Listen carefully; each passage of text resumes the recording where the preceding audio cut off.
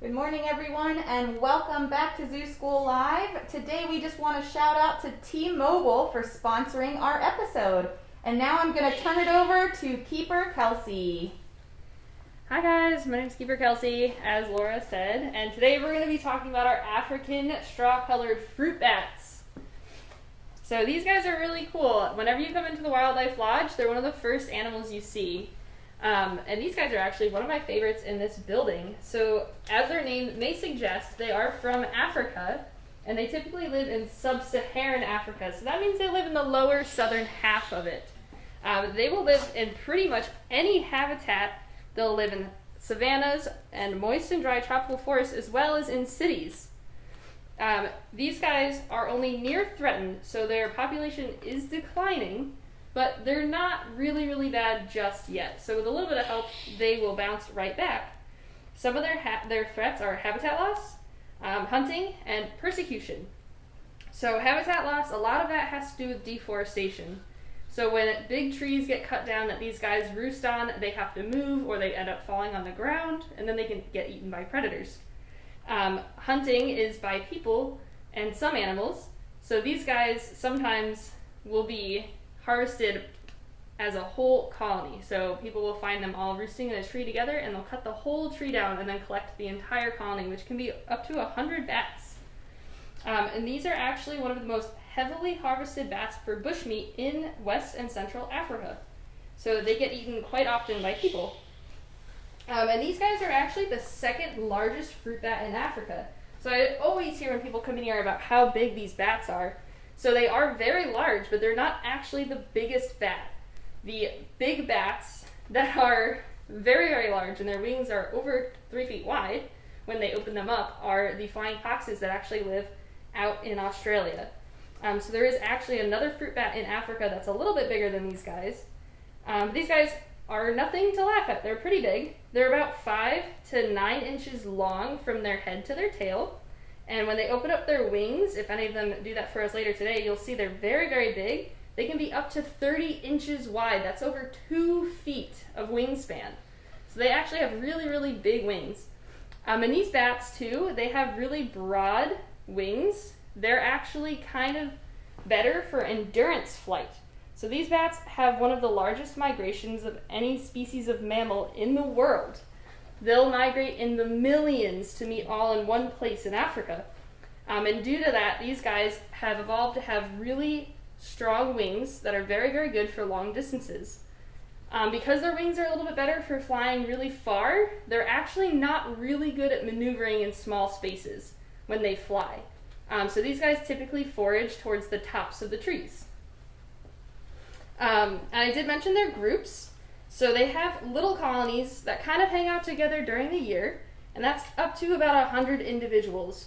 And these guys will roost pretty much anywhere they feel safe. So they'll use trees, caves, even rocky outcroppings. They'll roost on buildings, in parks, inside cities. And then once a year, they gather in the millions, and they'll go to Kasanka National Park in Zambia. And like I said, there will be millions and millions of bats gathering there all together every year. So in the wild, and part of the reason why these guys migrate is due to their diet. So I did mention they were fruit bats, and they do mainly eat fruits. You might have seen our bats also chowing down on some lettuce. So here, that's one of their favorite foods that they can possibly get. They absolutely love lettuce. And in the wild, they'll also eat some flower buds and leaves if they can find them. They have actually been recorded eating soft wood on occasion. People think that they maybe chew on wood to get moisture because they don't have a lot of water that they actually drink from in the wild. They get most of that from their food. But the main portion of their diet is fruit. So that is kind of why they travel. They'll follow the fruit as it flowers and then fruits. And these guys do get eaten by quite a lot. I mentioned they get eaten by people, but they also get hunted by owls, eagles, snakes, hawks, and civets. So these guys are prey species in the wild. They don't actually do any hunting themselves unless it's a fruit. You're all pretty safe. And these guys are eaten by a lot of other animals. And in the wild, their average lifespan is just below about 15 years, In captivity, so in zoos, these guys can live anywhere from 15 to 20 years. The oldest recorded bat in zoos was just over 21 years old. So that was a pretty old bat. And these guys are one of my favorite animals in this zoo. So one thing I hear a lot about bats is that people are really afraid that they're going to land in their hair. So I mentioned that bats are prey species, and these guys are kind of much more afraid of you than you are of them, and whenever possible, they're going to avoid you. They really, really don't want to touch people at all. They don't want to go in your hair. They won't make a nest in there. As I said, these guys really like to roost in trees and caves. So your hair isn't really a great substitution for a 50-foot tall tree, unfortunately. It is my own personal dream to walk into the bat room and just have all of the bats land on me, and I can be a little bat tree. To this day, that hasn't happened, so unfortunately, my dreams are left unfulfilled, but we can still hope. Someday, maybe, the bats will trust me enough to land on me. I've been working here 5 years now, and I've never had the bats land on me. I have had them crash into a branch to desperately avoid landing on me, which just makes me sad. So another myth that you may have heard about bats is that they're blind. I'm sure you've heard the term blind as a bat. So this isn't actually true. There aren't any blind bats. So the little bats that live around here, they're called microbats. These guys are insectivores. So that would be like the little brown bat and the big brown bat that live in this area that sometimes you'll see hunting insects at night. So these guys, if you look at them, it can be very hard to see their eyes because they are very, very fluffy. Since they live in such a northern climate and they're such a small animal, they have to have really thick, warm fur to last the winter. They also have rather undeveloped eyes. So they're very, very small and they don't really use their eyes for very much. So these guys do hunt at night when they're looking for insects. So it's already very hard to see at night. You need really big eyes. And since they're so small, they can't really afford to have giant eyes on their heads. So instead they use something called echolocation. So they'll use really high-pitched sounds that we can't hear and bounce the sound off of bugs to find them. You'll also notice that's why a lot of the bats around here have such ginormous ears. So they actually use those huge cup-shaped ears to catch those echo beams coming back at them. And then they can pinpoint exactly where a bug is, catch it in their tail or their wing, and then eat it while they're flying, which I think is pretty acrobatic. And then these bats here, the fruit bats, they're called megabats. They're very large. And these guys actually have really, really good eyesight. So I don't know if you can really see their eyes from the video, but if you look at them, they kind of look like a little puppy face. So they have really big eyes. And they actually do use their eyes to find food. They will use their nose and their eyes to look for fruit in the trees, and then find them from the branches and eat them. So they're not blind. Another thing I hear a lot is that bats all have rabies, and they will give you rabies. So actually, when bats are taken in for testing, only about 5 to 6% of the bats that are captured and tested even test positive for rabies. So a lot of bats don't actually have rabies. They are mammals, so they can carry rabies. It is possible. So if you see a sick bat, or there's a bat on the ground, don't try and pick them up. You'll have to contact animal control and have them help you. But typically, not every bat has rabies. Once in a while, you'll find one that does. So that kind of brings me also to something that a lot of people say. A lot of people aren't quite sure what bats are. It is weird. They fly. So are they a bird? They kind of look a little bit like a rodent. They kind of have like a mouse head, so maybe they're a rodent, but they actually have their own order called Chiroptera. So they are not birds because they are mammals, so they're warm-blooded and they have fur, and these guys produce milk to feed to their young. So these guys are in the mammal family. There are a couple different families of bats as well. As I said, there's microbats and megabats. They have, just behind rodents, the highest number of species, individual species of animals recorded. So there's over 1,400 different species of bats, which I think is really, really cool. So another myth that I have heard before about bats is that all bats will drink blood.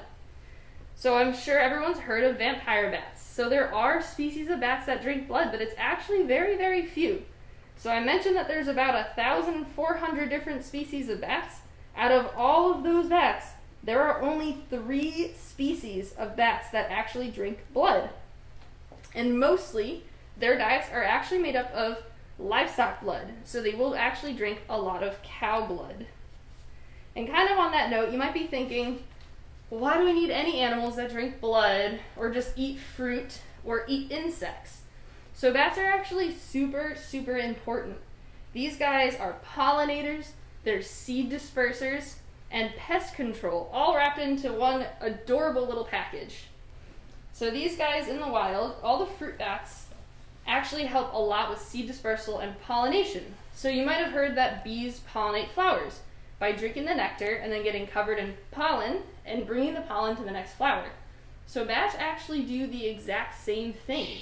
And there's actually a family of bats down in Mexico, the long-nosed bats, which specialize and evolved alongside the agave plant.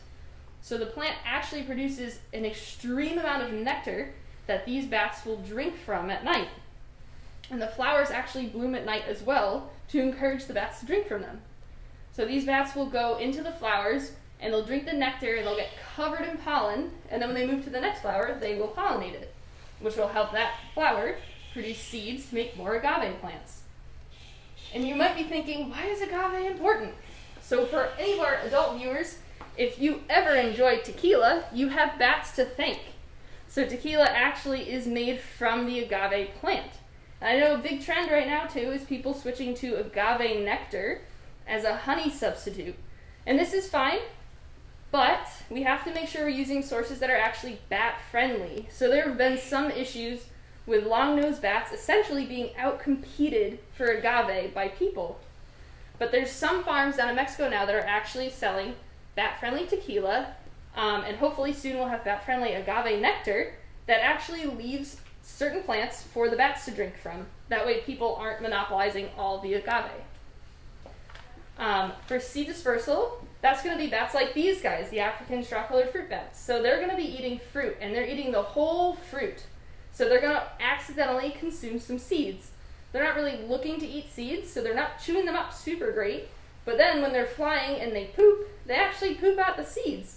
And they can bring them miles and miles away from the tree they found them from. And this really helps trees disperse their seeds out so that they can have much more trees in different areas and not compete with their own kids. And then as for pest control, all those little brown bats that you see flying around at night in this area, they're very, very small, but they will eat pounds of insects every year, each one of those bats. It's estimated that just in the northeast, those bats will eat hundreds of tons of insects. That's a lot of insects. So without them, we have a huge increase in mosquitoes. And I don't know about you guys, but I really, really don't like mosquito bites. And mosquitoes can carry a lot of bad diseases. And these little tiny bats will actually eat those mosquitoes before they can infect us with anything gross, like malaria. So I, for one, am really thankful for these bats. So if you guys have any questions too, feel free to type them in the chat and we can answer them. Oh, we actually have 2 questions already. So question number 1 is from Kara. How can they hang upside down all day? Won't they get dizzy? So bats have completely evolved to hang upside down. They have specialized hearts and pulmonary systems, so that way their blood does not pool in their head. So when we hang down, that's kind of why we get dizzy. All the blood is sitting in our head and it's not pumping out very efficiently. But bats are able to keep that blood pumping through their whole body without getting it all pooling in their head and getting dizzy. These guys will live their entire lives upside down, and you can actually see the bat up here. He is sleeping right now, so he's only hanging off of 1 foot. So they actually, it's really, really adorable, and I wish he was turned around, but they take that other foot and they tuck it up on their belly, and then they wrap their little wings around themselves to keep warm. So these guys will spend their whole lives upside down. The babies stay upside down on their mom as well. They actually hold on to the skin between the mother's legs, and then they tuck themselves kind of into her armpit. And that's kind of also where her teat is for them to drink from. It's kind of tucked up in her armpit, so they'll be all snug right up in there.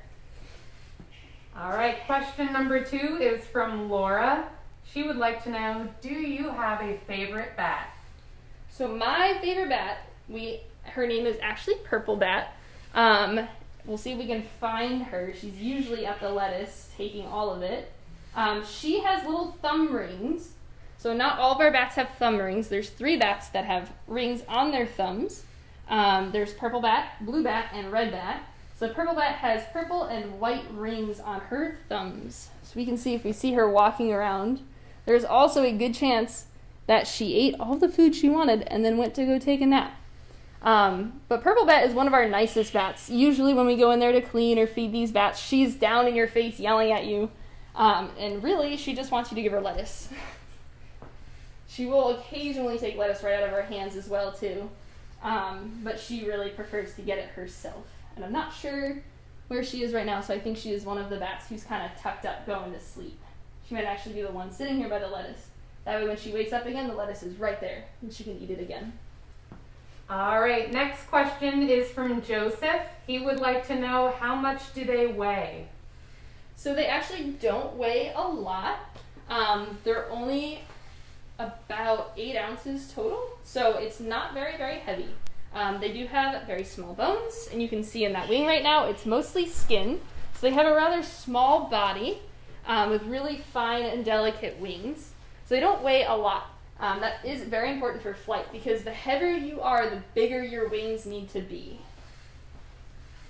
So I think that's all we have for questions. If you guys have any more later, feel free to type them in the chat and we'll make sure we get to them and leave some answers for you guys. And I had a really good time telling you guys about our bats. I hope we cleared up some myths about them. And I hope everyone has a really nice day. Thanks, Kelsey. And again, thank you to T-Mobile for sponsoring today's episode. Make sure you guys tune in on Tuesday of next week. And if you don't have any plans this weekend for Halloween, please check out our zoo for Boo at the Zoo during the day and trick-or-treat nights at night.